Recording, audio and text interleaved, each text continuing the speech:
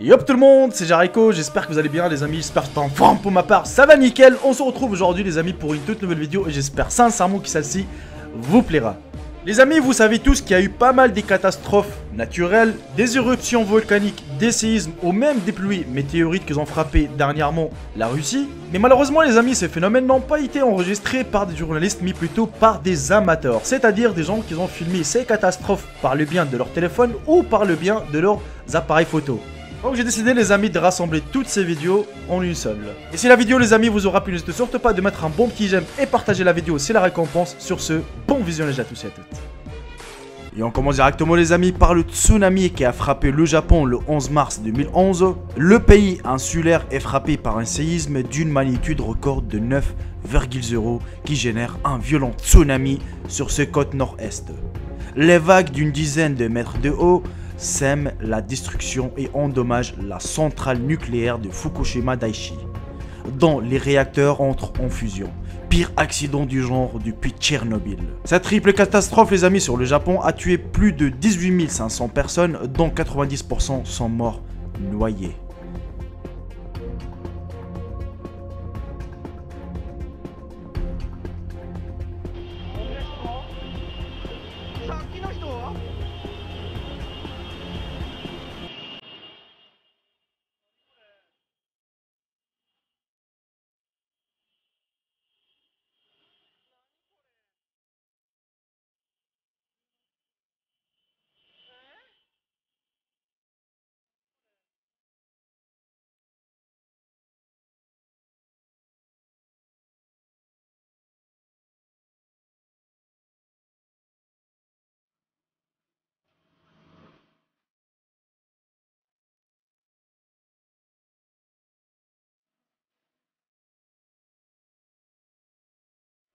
Les tornades de feu. Oui les amis, je sais, vous ne rêvez pas, c'est vraiment des vraies tornades de feu qui ont été filmées aux États-Unis et plus précisément en Californie.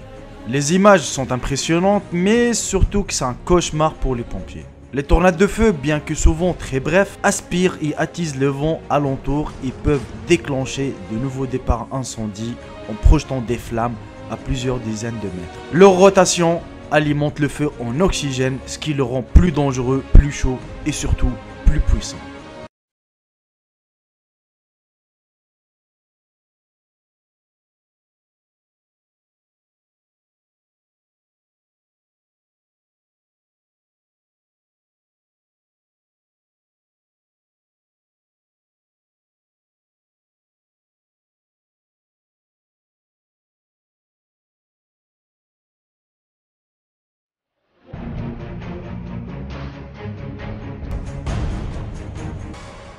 Par la suite les amis, c'est l'ouragan Katrina de la saison cyclonique 2005 dans l'océan Atlantique Nord.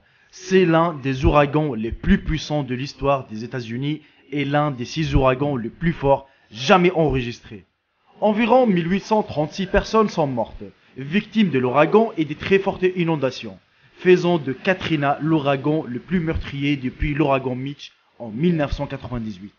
Les dégâts ont été estimés à plus de 108 milliards de dollars en 2005, environ le quadruple des dommages causés par l'ouragan Andrew en 1992.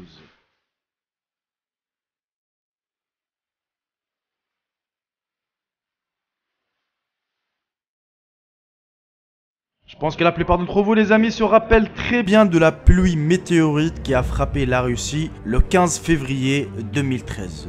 Cette pluie de météorites qui a frappé la région de l'Oural en Russie a entraîné des violentes explosions et blessant environ plus de 950 personnes, dont 3 gravement.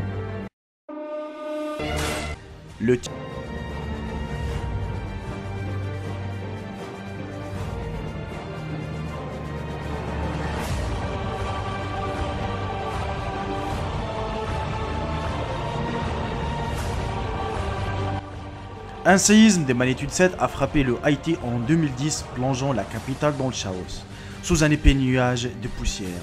Les dégâts sont considérables et le bilan des victimes dépasse plus de 300 000 morts. Le séisme du 26 décembre 2004 dans l'océan Indien s'est produit au large de l'île indonésienne de Sumatra avec une magnitude de 9,1 et 9,3. L'épicentre se situe à la frontière des plaques tectoniques eurasienne et indo-australienne. Ce tremblement de terre, les amis, a eu la 4e magnitude la plus puissante jamais enregistrée dans le monde. Il a soulevé jusqu'à 6 mètres de hauteur et une bande déclenchée océanique longue de 1600 km.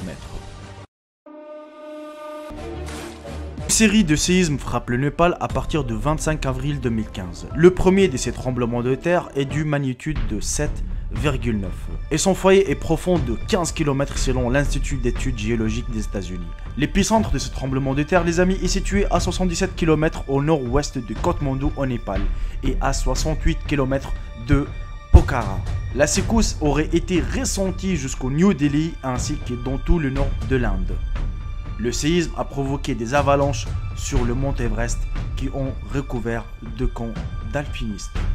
Il s'agit du plus puissant tremblement de terre au Népal depuis celui du 15 janvier 1934, dont la magnitude a été estimée à 8 et qui a fait plus de 17 000 morts au Népal même et dans le Bihar voisin.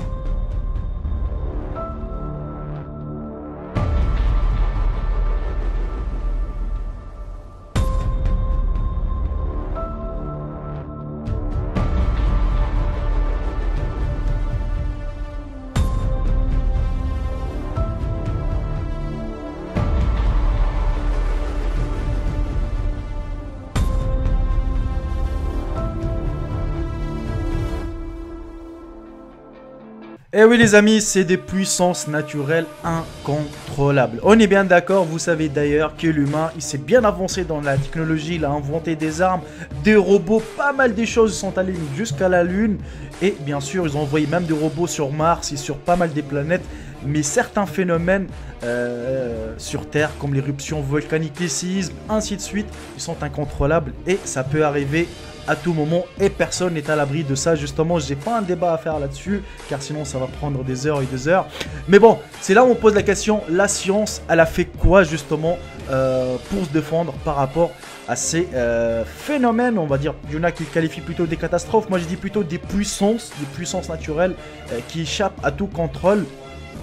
Et voilà les amis, j'espère que la vidéo vous aura plu. C'est vrai que c'est rare quand il y a une catastrophe naturelle que les journalistes les filment, autre chose. Mais ces vidéos étaient prises par des amateurs qui ont filmé ça par le bien de leur téléphone ou même de leur petit appareil photo, qui nous a permis justement d'avoir, voilà, donc de vivre le moment triste qu'ils ont eux vécu ça.